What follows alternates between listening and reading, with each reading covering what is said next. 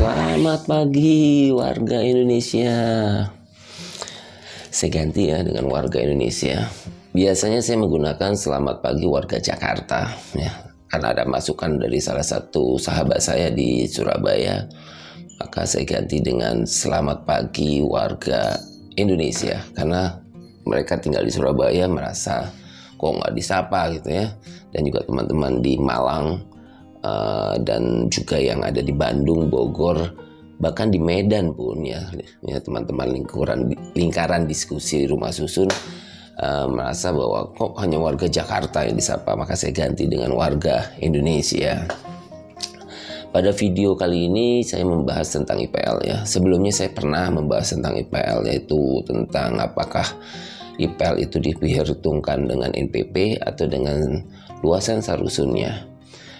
Tapi untuk kali ini saya tidak membahas itu, tapi tetap sama tentang IPL, yaitu apakah seseorang yang belum memiliki AJB, belum memiliki SHM dan SKBG Sarusun pada masa transisi membayar IPL. Ini cukup menarik ya, karena memang permasalahan ini menjadi permasalahan yang cukup kontroversi lah ya dalam lingkaran diskusi Rumah Susun. Ini menjadi topik yang selalu didiskusikan.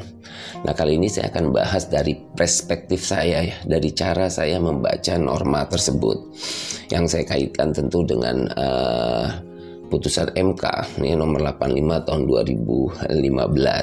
Jadi kalau ada cara pandang yang lain di luar cara pandang saya, ya sah-sah saja selama argumentasinya kuat. Tapi kalau cara pandang saya secara pribadi sebagai seorang hukum, saya membacanya seperti itu. Nah, untuk mendapatkan jawaban nih, apakah dia membayar IPL atau tidak, seseorang yang baru memiliki AJB, SHM, dan SKBG Sarusun, kita saksikan aja lah video kali ini.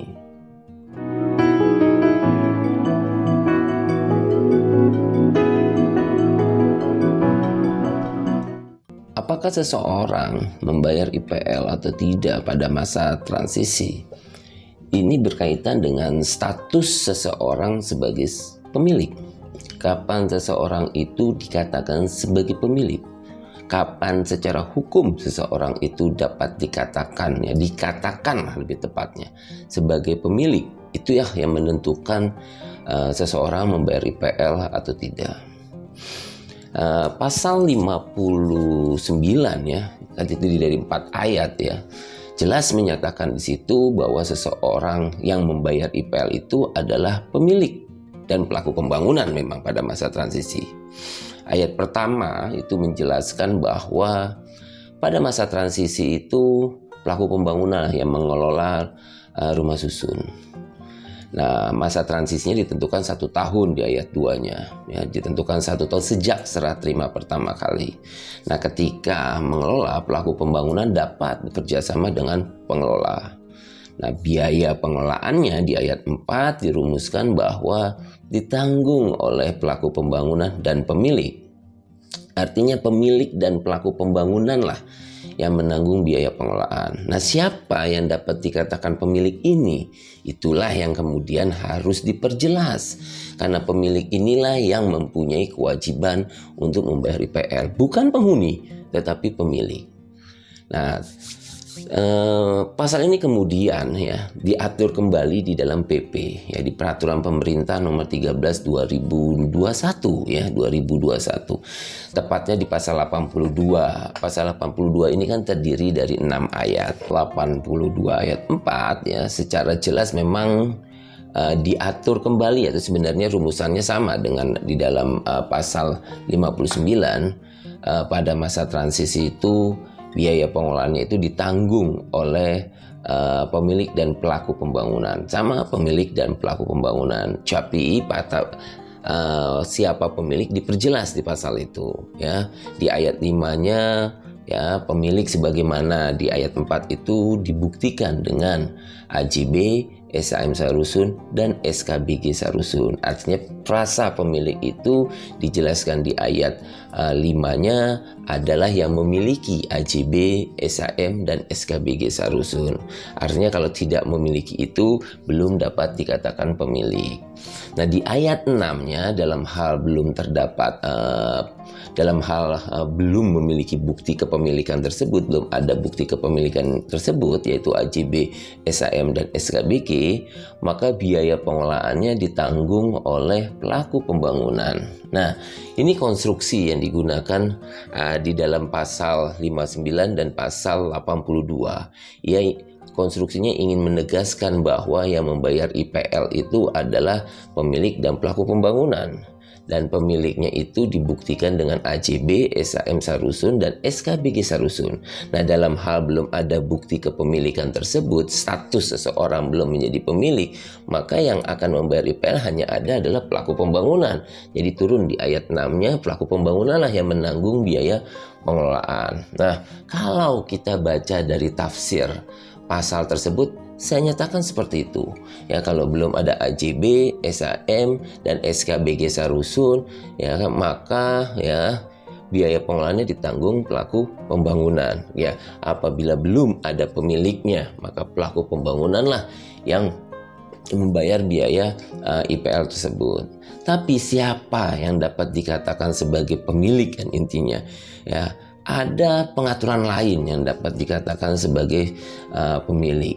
Kalau kita baca, ya, kita lihat dalam putusan Mahkamah Konstitusi nomor 85 tahun 2015, ya, jelas dinyatakan di sana apabila seseorang telah membayar secara lunas atas sarusun yang dia beli, yang kedua dilakukan di depan pejabat yaitu notaris, yang ketiga unitnya sudah diserahkan kepada dirinya, maka dia dapat dikatakan sebagai pemilik atas tanah, atas bangunan dan tanahnya.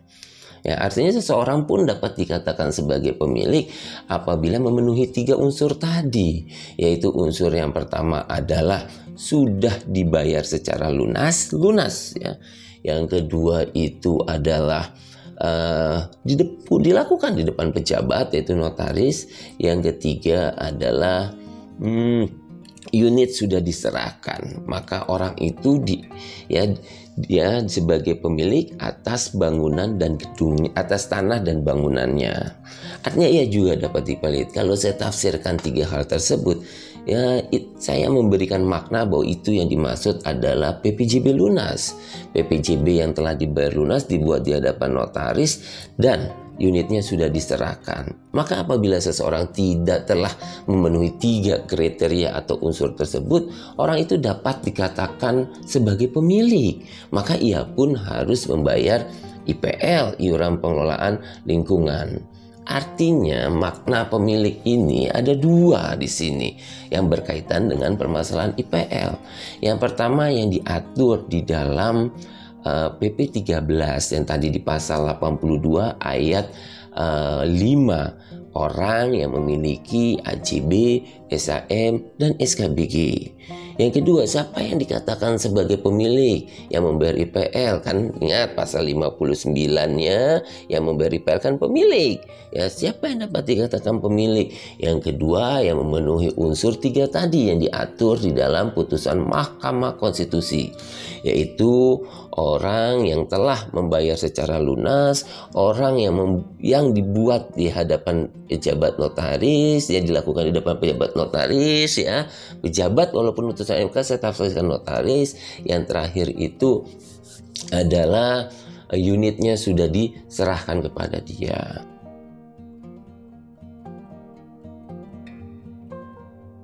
Konsep ini ya, konsep pemilik ini untuk membayar IPL ya, ini melahirkan 3 konsekuensi yuridis.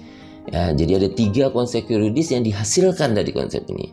Yang pertama adalah karena ia diakui sebagai pemilik, baik memiliki AJB, SHM atau SKBG menurut PP atau memiliki PPJB lunas menurut putusan MK, ya, karena ia diakui sebagai pemilik dan membayar IPL, maka ya dia harus mengetahui apa yang menjadi kepemilikannya, itu konsekuensi yuridisnya.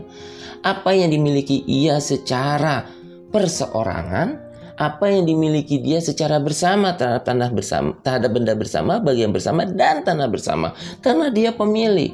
Dan dia juga harus tahu berapa besaran MPP saya untuk membayar IPL, karena dia sebagai pemilik. Ya, maka PP secara tegas menyatakan pada masa transisi kewajiban pelaku pembangunan nih, saya ulang sekali lagi, diatur di pasal 83 PP 13 2021 bahwa pelaku pembangunan itu memiliki kewajiban pada masa transisi. Apa kewajibannya? Menyerahkan salinan pertelaan. Jelas, menyerahkan salinan pertelaan.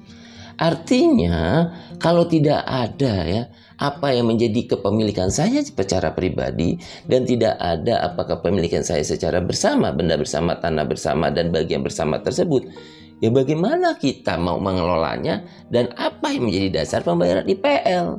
Maka ada konsekuensi yuridisnya. Ketika ia dianggap sebagai pemilik, harus ada kejelasan terhadap kepemilikannya.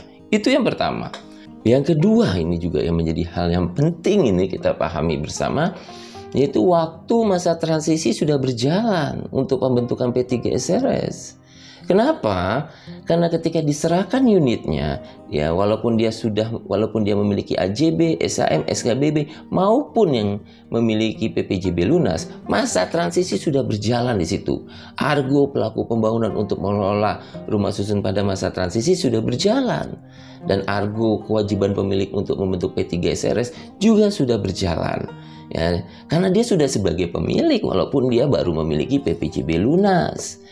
Yang ketiga ini ya, ada konsekuensi yuridisnya. Pelaku pembangunan harus memfasilitasi pembentukan P3SRS karena dia pemilik. Ya, dan pemilik itu walaupun memiliki PPJB lunas, ya, dia pun memiliki kewajiban untuk membentuk P3SRS. Artinya tidak boleh dihalang-halangi untuk membentuk P3SRS. Itu 3 konsekuensi yuridisnya. Ya. Saya ulang, ya saya simpulkan, yang membayar IPL itu siapa? Ya, yang membayar IPL pada masa transisi adalah pemilik. Pemiliknya siapa? Pemiliknya menurut PP adalah orang yang memiliki AJB, SHM, SKBG. Itu yang pertama. Pemiliknya menurut putusan MK adalah orang yang memiliki PPJB lunas yang dibuat di hadapan notaris. Konsekuensi yuridisnya apa? Konsekuensi yuridisnya orang tersebut harus memiliki kejelasan apa yang dia miliki. Salinan pertelaan wajib diserahkan kepadanya. Kalau tidak ada salinan pertelaan, ya nggak bisa bayar NPB. Ya. Yang kedua, masa transisi sudah berjalan. Yang ketiga, jangan halang-halangi para pemilik itu untuk membentuk P3SRS. Itu saja menurut pendapat saya untuk memahami pertanyaan yang hadir ya kepada saya ya berkaitan dengan IPL. Ya, masih banyak sebenarnya yang berkaitan dengan IPL, bukan hanya itu. Nanti kita diskusikan, bahkan beban IPL itu seperti apa juga nanti kita diskusikan. Nah, itu saja yang dapat saya sampaikan ya, yang dapat saya uraikan. Salam sehat buat kita semua.